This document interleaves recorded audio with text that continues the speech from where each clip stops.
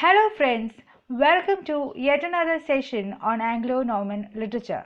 Today we are going to discuss Anglo Norman Brutes. So in the previous audio where we have given a detailed introduction on Anglo Norman period, we have defined what is a brute and its difference from a chronicle.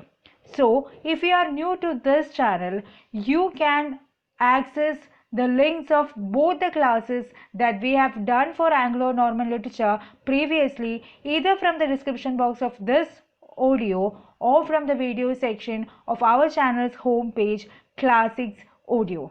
And also, if you are feeling these audios helpful for your preparation and knowledge for UGC NET JRF English, then please subscribe and press the bell icon for further notifications, as we are going to do detailed audios on Anglo-Norman drama, poetry, and also the further ages in English literature in the coming days. Now, let us begin today's session. So, we can't go further discussing Anglo-Norman brutes without introducing the man Brute or Brutus to you. As I've already said, Brute or Brutus is believed to be the founder of Britain, or in other words, the legendary founder of the British race. Geoffrey Monmouth, whom we have discussed in the previous audio, claims that Walter Acton of Oxford gave him an ancient book containing an account of the kings of Britain from Brutus to Cadwallader. Brutus was the son of Sylvius and grandson to Aeneas, the hero of the epic Aeneid. Having killed his father, he brought a remnant of the Trojan race to England, uninhabited at the time except by a few giants. Landing at Totems, he founded New Troy, later known as London, and he was the progenitor of a line of British kings, including King Arthur. Thus, Brute in literature came to be used to mean chronicle of the Britons in writings by Geoffrey of Monmouth's followers. Without wasting much time, let's get into major Anglo-Norman brutes and its writers. Number 1. The name of the brute is Roman de Brute. I think the spellings are clear on the screen. And Roman de Brute was written by Norman poet WACE in 1155, and it was written in French. So in the previous class we have discussed about Geoffrey of Monmouth and his work Historia Regum Britanniae, and that was a history written in Latin. And now we have Roman de Brute as the re-rendering of Geoffrey Monmouth's Historia Regum Britanniae in French.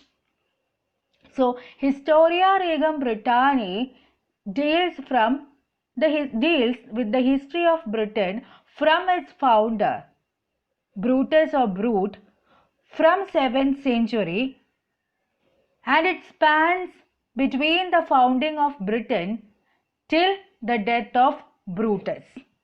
So it deals with the story of Brutus from the foundation of Britain in 7th century by Brutus till his death. Okay, so this was the genesis of Geoffrey Monmouth's work, and we have Roman de Brute as a French rendering of Geoffrey Monmouth's work. Now, this Brute, Roman de Brute, was written in octosyllabic couplet. So naturally, what is an octosyllabic couplet? A couplet means two successive lines with same meter and rhythm. Now it has octosyllables. So when it came to be known as octosyllabic couplet, when it has octosyllables.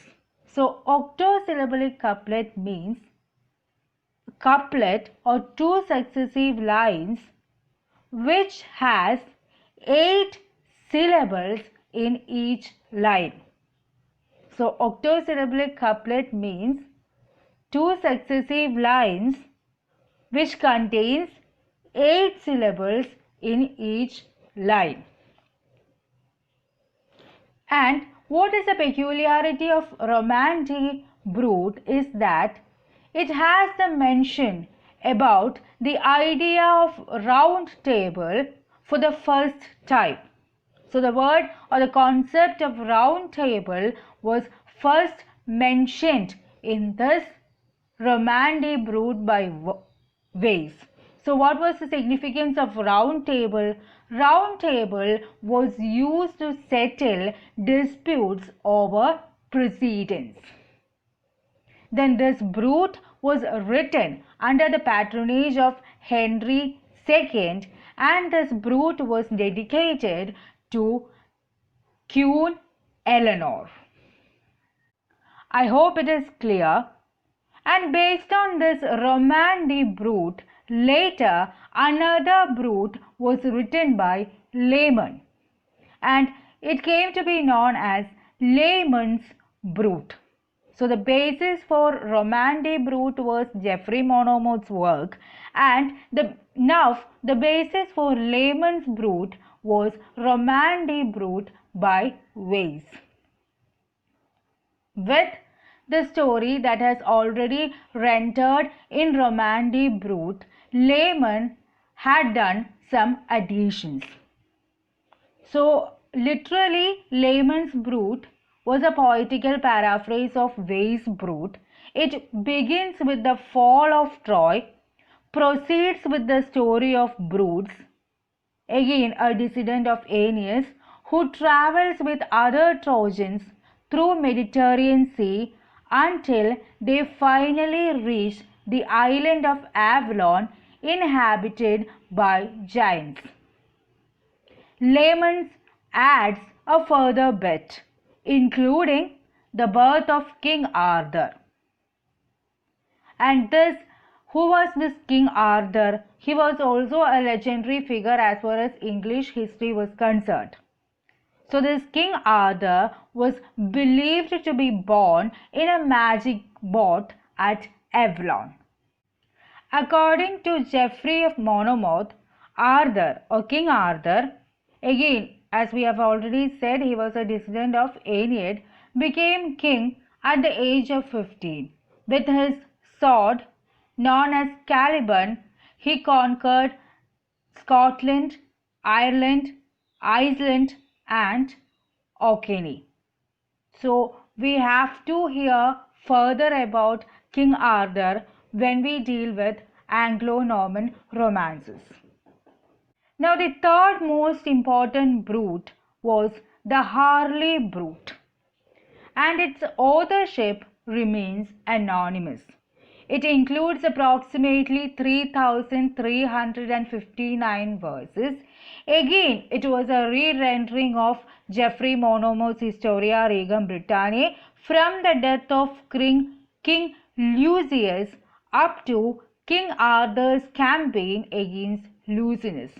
The storyline goes backward from the death of King Lucius, and he was a Roman king. This Lucius was a Roman king, and from the death of this Lucius up to King Arthur's campaign against Lucius.